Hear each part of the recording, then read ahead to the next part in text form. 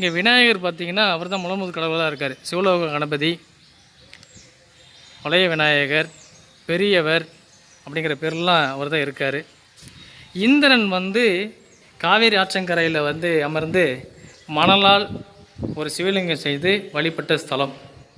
இங்கே இருக்கிற சிவன் பார்த்திங்கன்னா சோமநாத சுவாமி பார்த்திங்கன்னா மணலால் செய்யப்பட்டவர்.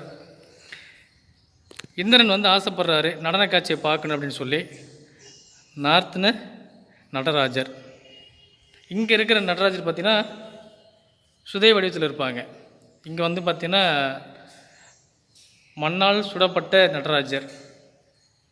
இங்கே இருக்கிற நடராஜர் ஆடல் அரசர்.